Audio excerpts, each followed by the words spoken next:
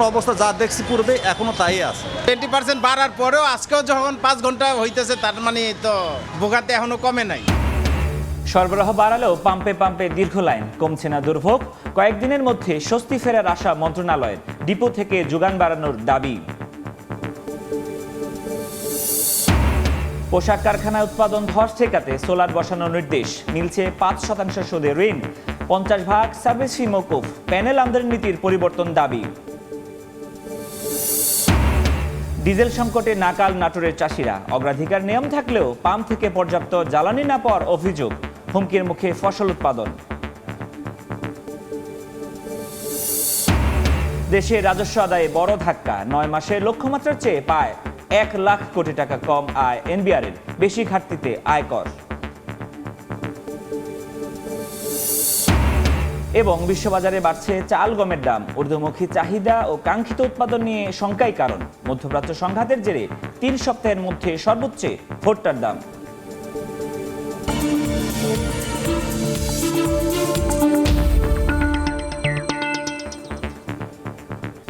দেখছিলেন শিরোনাম। আমন্ত্রণ জানাচ্ছি দেশ ও দেশের বাইরে অর্থ বাণিজ্যের নানা খবর নিয়ে আমাদের নিয়মিত আয়োজন এসবের বাণিজ্যে। আপনাদের সঙ্গে আছি আমি ফরহাদুর রহমান।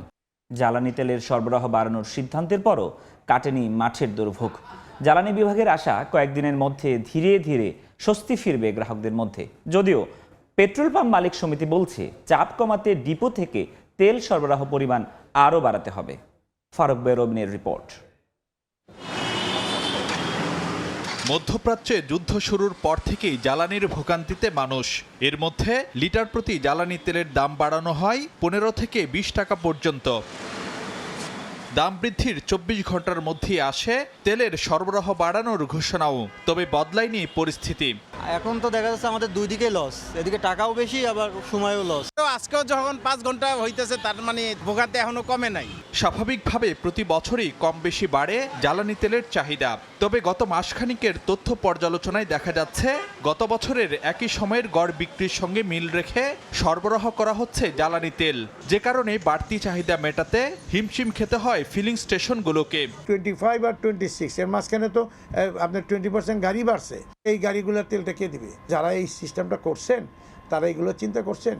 আমি মনে করি তাদের এই ভুল সিদ্ধান্তের কারণেই জনগণের ভোগান্তি হয়েছে। সবশেষ দৈনিক ডিজেল সরবরাহ নেমে আসে 11,000 মেট্রিক টনের ঘরে।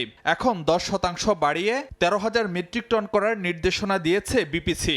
একই হারে বাড়বে পেট্রোল সরবরাহ। এতে দৈনিক বিক্রি ছাড়াবে 1,500 মেট্রিক টন। আর অকটেন 20% বাড়িয়ে দৈনিক সরবরাহ হবে 1,422 মেট্রিক টন। এতে ধীরে ধীরে ফিলিং স্টেশনে মানুষের ভোগান্তি কমার আশায় সরকার।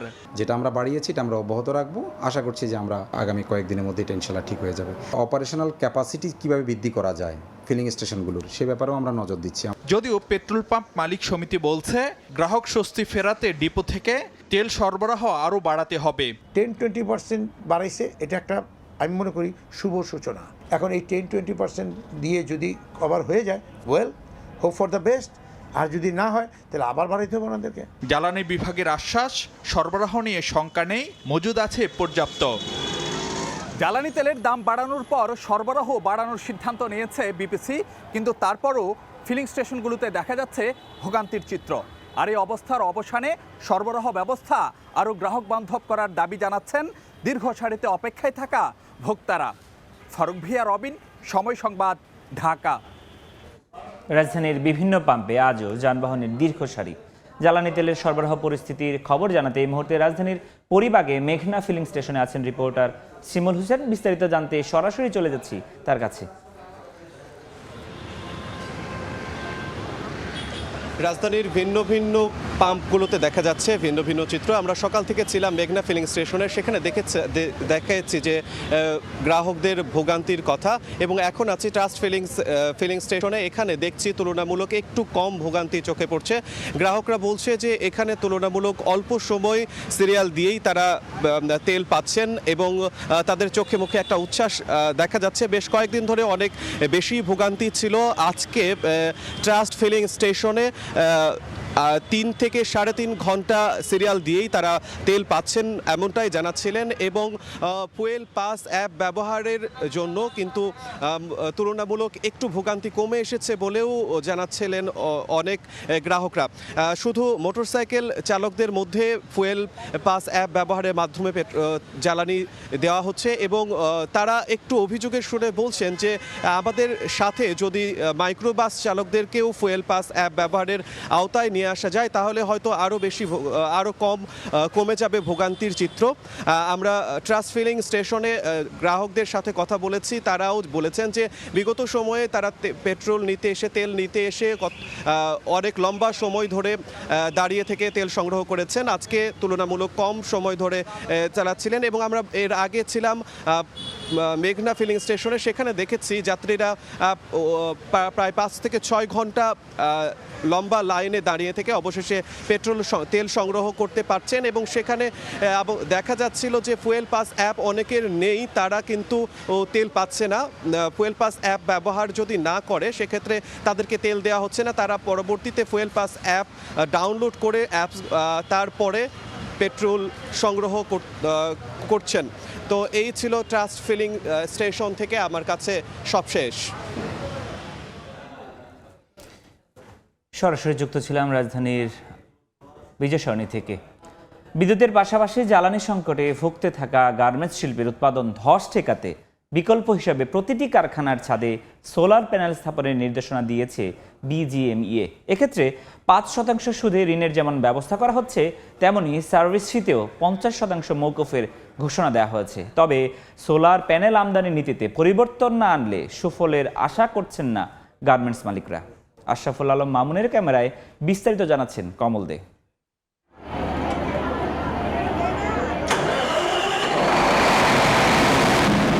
মধ্যপ্রাচ্যে যুদ্ধের প্রভাবে জ্বালানি সংকটে ভুগতে থাকা বাংলাদেশের গার্মেন্টস কারখানাগুলোতে প্রতিদিন 3 থেকে 4 ঘন্টা বিদ্যুতের লোডশেডিং স্বাভাবিক ঘটনা হয়ে দাঁড়িয়েছে। লোডশেডিং এর এই সময়ে জেনারেটর দিয়ে সামাল দেওয়ার চেষ্টা হলো, মিলছে না প্রয়োজনীয় ডিজেল। এই অবস্থায় কারখানাগুলোতে উৎপাদন কমেছে অন্তত 40%। আর তাই সদস্য কারখানাগুলোর ছাদে সোলার প্যানেল স্থাপনের বিশেষ নোটিশ দিয়েছে গার্মেন্টস ব্যবসায়ীদের সংগঠন বিজিএমইএ। যদি ইন্ডাস্ট্রি তার সোলার প্যানেল স্থাপন করে তাদেরকে স্বল্প সুদে ঋণ সুবিধা দেবে। সোলার প্যানেল স্থাপনের জন্য আর্থিক সহযোগিতা হিসেবে 5 থেকে 5.5% সুদে ঋণের ব্যবস্থা করা হয়েছে। একই সঙ্গে আগামী 3 মাসের মধ্যে যেসব কারখানা সোলার প্যানেল স্থাপন করবে তাদের সার্ভিস ফি 50% মওকুফ করা হচ্ছে। যুগোপযোগী এবং সাস্টেইনেবল একটা পদ্ধতি এবং এটা ইনস্টল করলে এটা দেশের জন্য এবং যারা বিজিএমই যারা এটা বসাবে তাদের সবার জন্য এটা উপকারী হবে। বিকল্প জ্বালানি হিসেবে সোলার প্যানেল আপাতত কার্যকর পন্থা হলো, এ নিয়ে জটিলতার শঙ্কা করছেন গার্মেন্টস ব্যবসায়ীরা। সরকারের সুনির্দিষ্ট একটা এসআরও আসুক যাতে আমরা এটার মধ্যে আমরা উদ্বুদ্ধ হয়ে আমরা এটা ইউজ করতে পারে। রাজধানী ঢাকা, নারায়ণগঞ্জ, গাজীপুর এবং বন্দরনগরী চট্টগ্রামে ছোট বড় গার্মেন্টস রয়েছে 4000-এর বেশি। এছাড়া 8টি ইপিজেডে আরও অন্তত 600 গার্মেন্টস কারখানা রয়েছে, যেখান থেকে বছরে রপ্তানি আয় আসছে 40 বিলিয়ন মার্কিন ডলার। কমল দে, সময় সংবাদ, চট্টগ্রাম। চলমান ডিজেল সংকটে নাকাল নাটোরের কৃষি খাত। জ্বালানি তেল সরবরাহে কৃষকদের অগ্রাধিকার দেওয়ার নিয়ম থাকলেও মানছে না পেট্রোল পাম্পগুলো। এ অবস্থায় হুমকির মুখে ফসল উৎপাদন। আল মামুনের পাঠানো তথ্য ও রুকনুজ্জামানের ছবিতে রিপোর্ট। বীজ বপন করা হলেও জ্বালানির অভাবে জমিতে বন্ধ সেচ কাজ, ফলন নিয়ে দুশ্চিন্তায় কৃষক।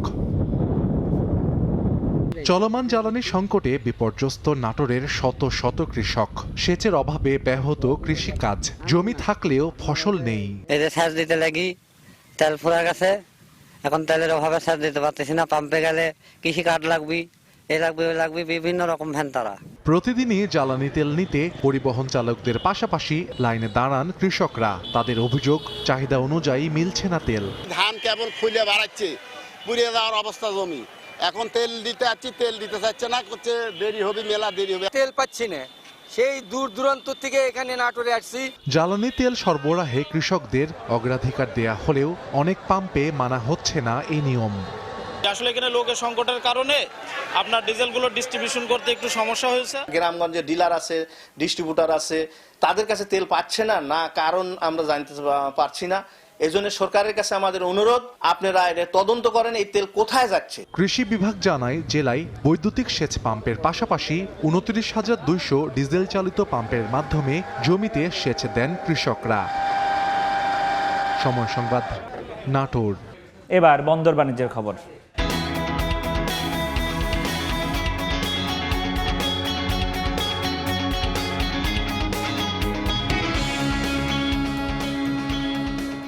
সরকারের নির্দেশনায় সপ্তাহে 7 দিনে 24 ঘন্টা বাণিজ্যিক সেবা বঞ্চিত হচ্ছে বেনাপোল বন্দর ব্যবহারকারীরা। এতে চাহিদা মতো পণ্য আমদানি, রফতানি ও খালাসে বিঘ্ন ঘটছে। বিস্তারিত জানাতে এই মুহূর্তে বেনাপোল বন্দরে আছেন সহকর্মী আজিজুল হক, সরাসরি যুক্ত হচ্ছে তার সঙ্গে। আমার পিছনের যে ভবনটি দেখতে পাচ্ছেন, এই ভবনটি হচ্ছে ভারতের পেট্টাপোল স্থল বন্দরের। বেনাপোল স্থল বন্দর থেকে ভারতের প্রধান বাণিজ্যিক শহর কলকাতার দূরত্ব মাত্র 84 কিলোমিটার। যোগাযোগ ব্যবস্থা সহজ হয়, প্রথম থেকে এই পথে দুদেশের ব্যবসায়ীদের বাণিজ্যে আগ্রহ বেশি। তবে নানান প্রতিবন্ধকতায় গত কয়েক বছর ধরে ব্যবসায়ীরা তাদের চাহিদা মতো পণ্য আমদানি এবং রপ্তানি করতে পারছেন না।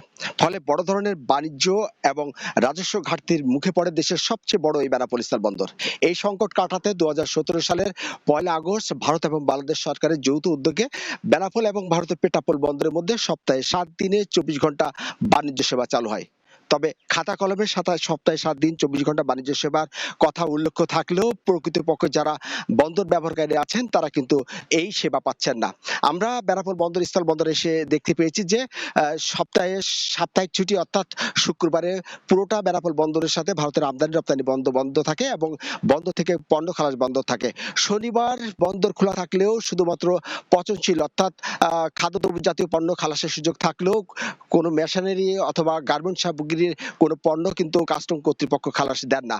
ফলে কিন্তু যে বাণিজ্য যে ঘাটতি বা রাজস্ব ঘাটতি কোনোভাবে কিন্তু কমে আসছে না।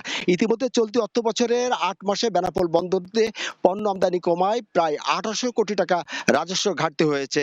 এছাড়া আপনি জানেন যে এখানে বেনাপোল বন্দরে যে সমস্ত পণ্য আমদানি বা রপ্তানি হয় এই সমস্ত বড় পণ্যের মধ্যে বড় একটি রয়েছে কিন্তু গার্মেন্টস সামগ্রী।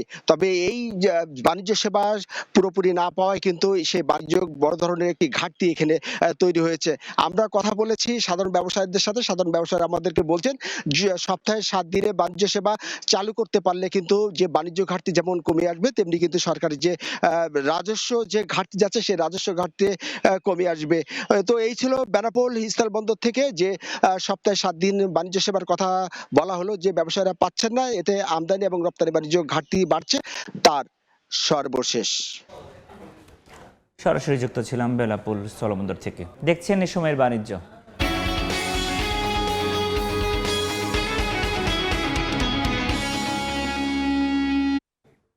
এ পর্যায়ে জানাবো ঢাকার পুঁজিবাজারের খবর।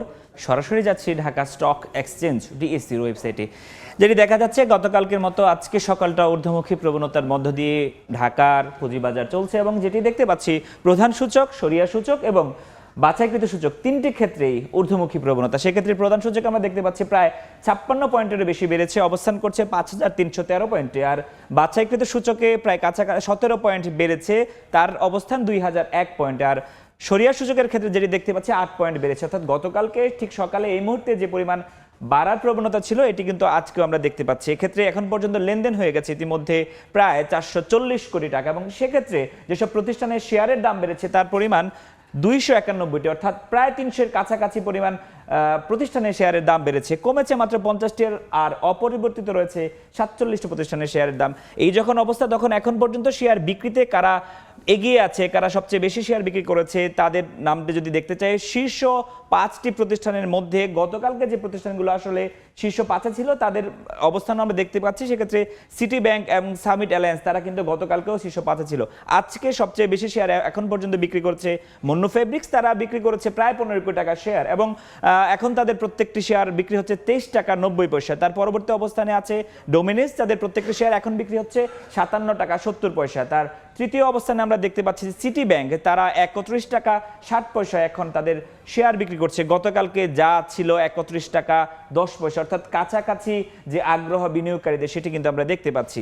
পরবর্তী অবস্থানে আমরা দেখতে পাচ্ছি অগ্নি সিস্টেমস, তারা এখন 25 টাকাতে প্রত্যেকটি শেয়ার বিক্রি করছে, যেটি গতকালকে ছিল 23 টাকারও কিছু বেশি। এই প্রতিষ্ঠানের শেয়ারের প্রতি বিনিয়োগকারীদের আগ্রহ আমরা দেখতে পাচ্ছি কিছুটা বেড়েছে, আর এখন পর্যন্ত তারা প্রায় 11 কোটি টাকা শেয়ার বিক্রি করেছে। এবং যেটি আমরা দেখতে পাচ্ছি, প্রথম যে 4টি প্রতিষ্ঠান এবং 5টি প্রতিষ্ঠান, তারা প্রত্যেকে 10 কোটি টাকারও বেশি শেয়ার বিক্রি করেছে। পঞ্চম অবস্থানে আমরা দেখতে পাচ্ছি সামিট অ্যালায়েন্স, তারা এখন পর্যন্ত শেয়ার বিক্রি করেছে প্রায় 10 কোটি টাকার, এবং এই যে 10 কোটি টাকা শেয়ার বিক্রি করেছে তাদের এখন প্রত্যেকটি শেয়ার বিক্রি হচ্ছে 51 টাকা 50 পয়সা। তো এই যে ঊর্ধ্বমুখী প্রবণতা, সেই প্রবণতার মধ্য দিয়ে কিন্তু আমরা দেখতে পাচ্ছি শেয়ার বিক্রি চলছে। এই ছিল শেয়ার বিক্রির সবশেষ আপডেট।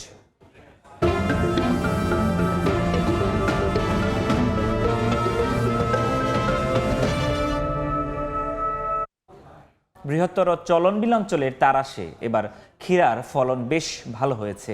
কেনাবেচার জন্য উপজেলার দিঘরিয়ায় প্রতিদিন বসছে হাট, যেখানে প্রতিদিন কেনাবেচা হচ্ছে অন্তত 1/2 কোটি টাকা। আগামীতে ফলন আরও বাড়াতে কৃষকদের বিভিন্ন পরামর্শ দেওয়ার কথা বলছে স্থানীয় কৃষি বিভাগ।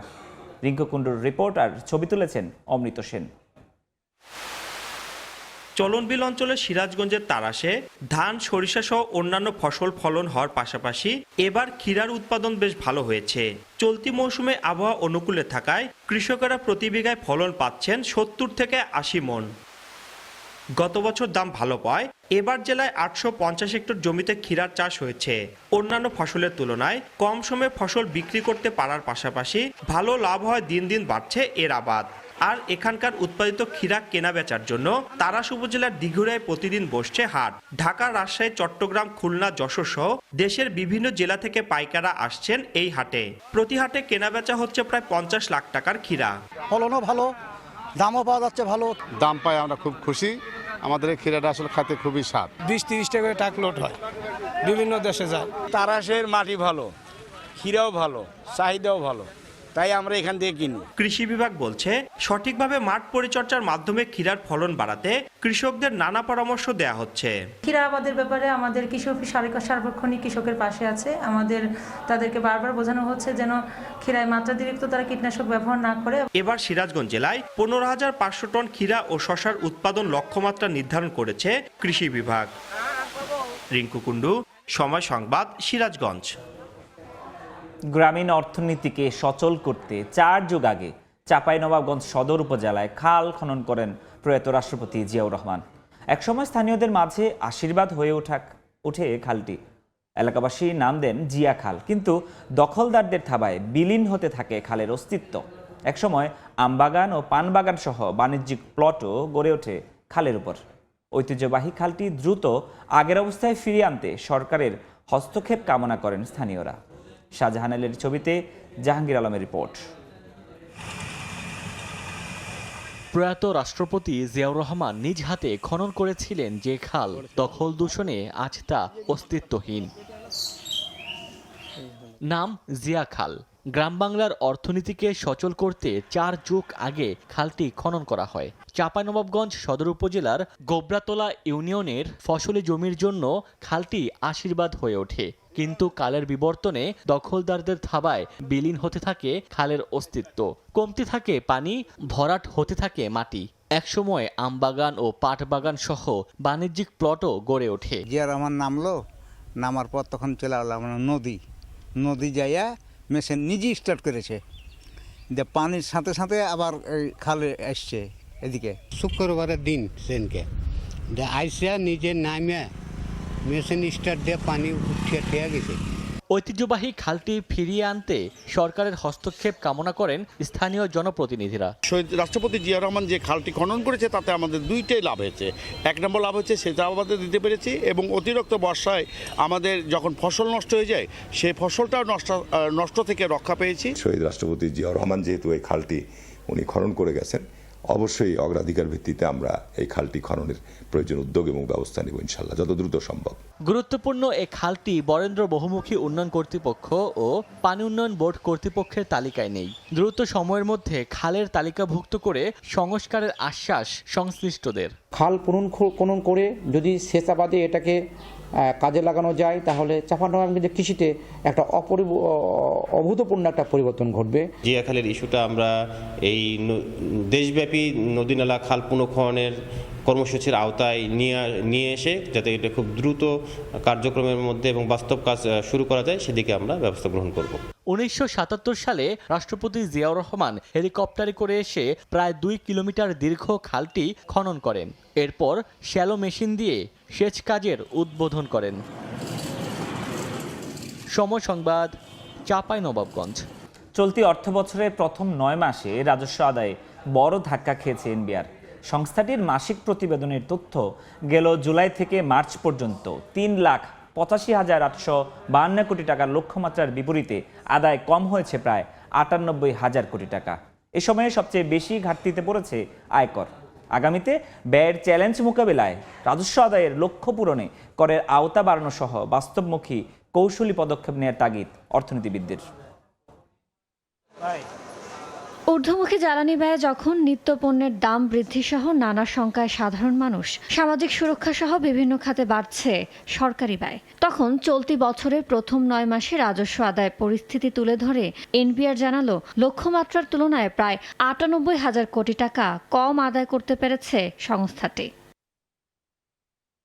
মাসিক প্রতিবেদনের তথ্য চলতি 2025-26 অর্থ বছরের জুলাই মার্চ সময়ে রাজস্ব আদায়ের মোট লক্ষ্যমাত্রা ছিল 3,85,852 কোটি টাকা। বিপরীতে আদায় হয়েছে 2,87,882 কোটি টাকা, অর্থাৎ ঘাটতি 97,990 কোটি টাকা।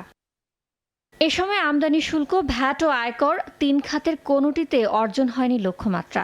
সবচেয়ে বেশি ঘাটতিতে পড়েছে আয়কর খাত। 9 মাসে খাতটির লক্ষ্যমাত্রার চেয়ে পিছিয়ে 40,617 কোটি টাকা।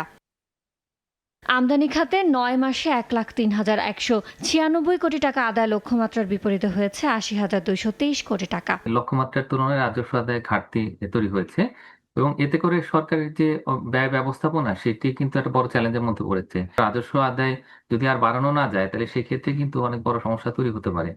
এখন বিশ্ব অর্থনীতিতে চাপ তৈরি হয়েছে ইরান যুদ্ধকে কেন্দ্র করে, তো সেটার চাপ তো আমরা দেখতে পাচ্ছি দেশের ভিতরে পড়েছে। এই মুহূর্তে আসলে সরকারের সবচেয়ে বড় যেটা করণীয় সেটা হলো যে খুব দ্রুত আসলে এই এনবিআর এর অটোমেশনের পথে হাঁটা, মানে করের আওতা বাড়াতে হবে, করের হার বাড়াতে হবে না, এটা হচ্ছে মূল কথা। রাজস্ব আদায়ের সবচেয়ে বড় খাত ভ্যাট। মার্চ পর্যন্ত 9 মাসে ভ্যাট আদায় হয়েছে 1,09,138 কোটি টাকা। এ খাতে ঘাটতি 34,400 কোটি টাকা। এনবিআর বলছে লক্ষ্যমাত্রা অর্জনে ব্যাপক পিছিয়ে থাকলেও চলতি বছরের প্রথম 9 মাসে রাজস্ব আদায় প্রবৃদ্ধি 11.15%। আগের বছর এ সময় আদায় হয়েছিল 2,58,996 কোটি টাকা। ইয়ানুর শিফাত, সময় সংবাদ, ঢাকা। এবার মুক্তবাজারের খবর।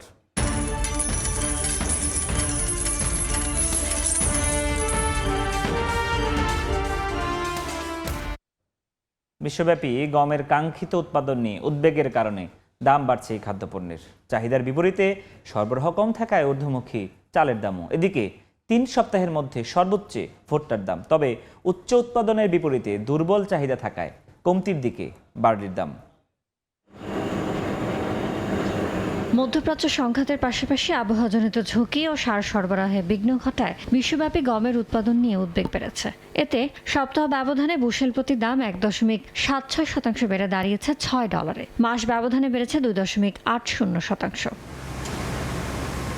প্রবল চাহিদার বিপরীতে সরবরাহ কম থাকে ঊর্ধ্বমুখী চালের দামও। সপ্তাহ ব্যবধানে প্রতি 100 পাউন্ডের দাম 0.78% বেড়ে প্রায় $11 ঠেকেছে। মাস ব্যবধানে বেড়েছে 0.50%। মধ্যপ্রাচ্য সংঘাতের জেরে বিশ্ববাজারে সরবরাহ ঝুঁকি অব্যাহত থাকায় 3 সপ্তাহের মধ্যে সর্বোচ্চ ভুট্টার দাম সপ্তাহ ব্যবধানে প্রায় 1% বেড়ে বুশেল প্রতি দাঁড়িয়েছে $4.55।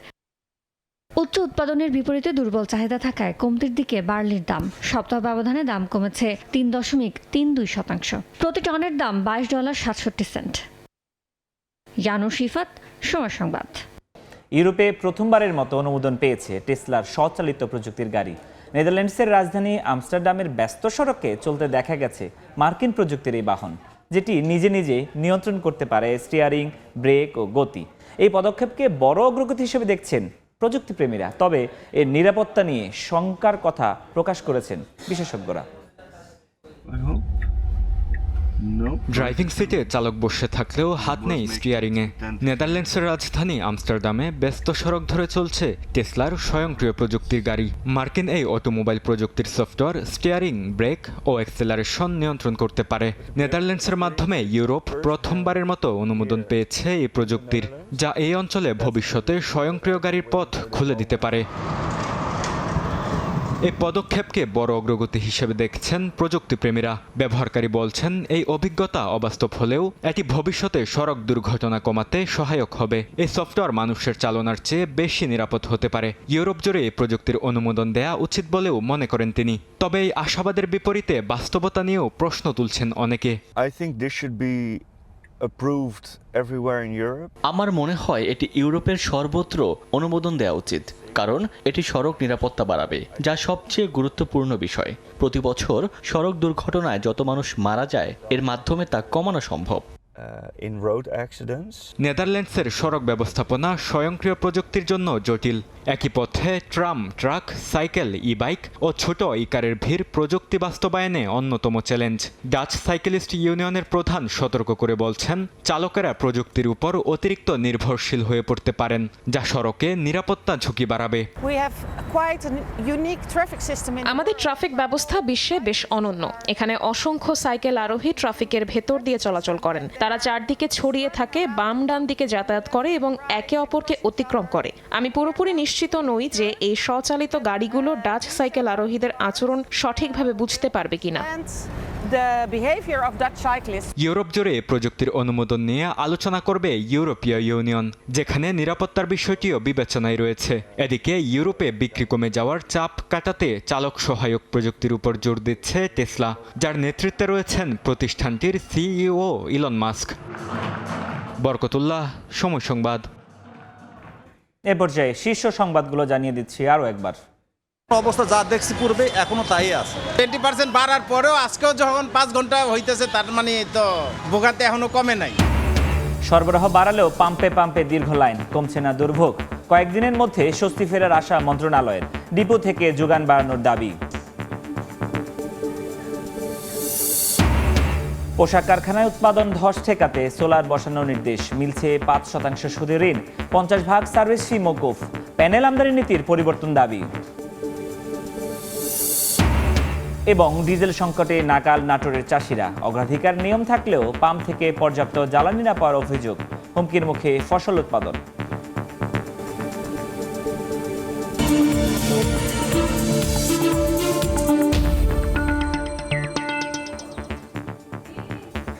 এই ছিল এ সময়ের বাণিজ্য। দুপুর 12টার সময় সংবাদের সঙ্গে থাকবেন অর্জিতা শেজিন। ধন্যবাদ ফরহাদ। দুপুর 12টার সময় সংবাদ নিয়ে আসছি কিছুক্ষণ পর, সঙ্গে থাকুন সময়।